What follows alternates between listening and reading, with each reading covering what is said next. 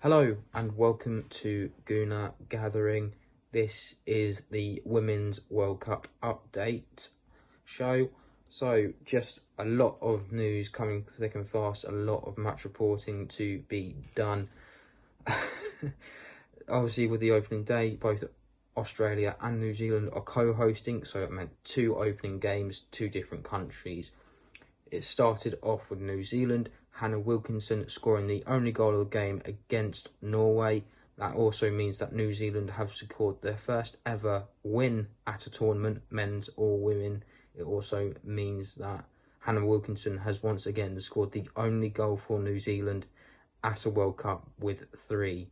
So, a lot to take in, but there was a lot of opportunities for both teams, especially Norway towards the end there. Guro Reisen missing the ball completely, and the ball just goes past the post and just sort of trods on. Frida Lönnehardt morning with Arsenal had a couple of opportunities. Unfortunately, it didn't fall to her properly. A lot of bodies are on the line, and fair play to New Zealand.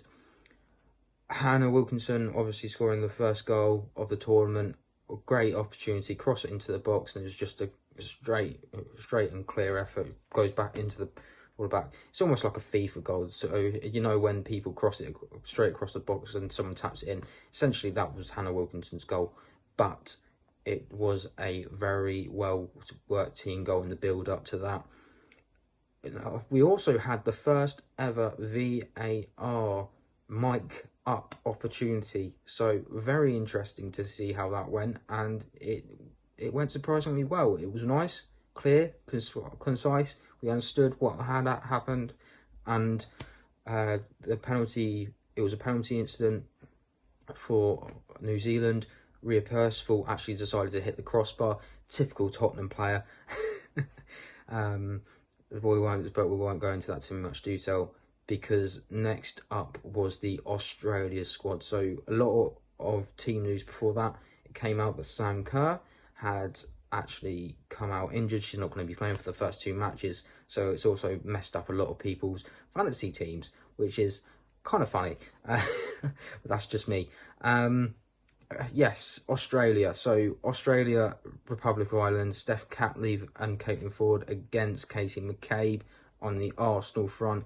This game was always going to be a tasty affair. Republic of Ireland having their first ever Women's World Cup, or even tournament per se. It was so much of, I think it was over-eagerness, and they were so passionate and they left everything out there. Unfortunately, they didn't get the result. Australia won the game 1-0. Steph Catley with a penalty. And yes, Steph Catley can pretty much do it all. For those that don't watch her, just type in Steph Catley on YouTube. She comes up with the free kicks, there's corners. She can score them all now. So she's got a hat-trick of over the past season. Free kicks, corners, and now penalties as well to add to that lot. So on Group A and B, both the hosts are top of the group with a goal each. Still a lot to play for. Obviously, there's no guarantees that these two might progress, but getting 3 points on the board, always good sign. Next up will be the game of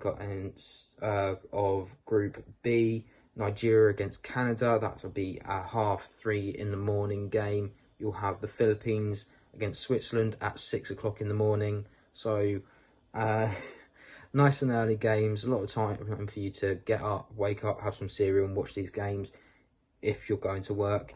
And then the last game of that will be the Spain-Costa Rica game, which is 8:30 in the morning.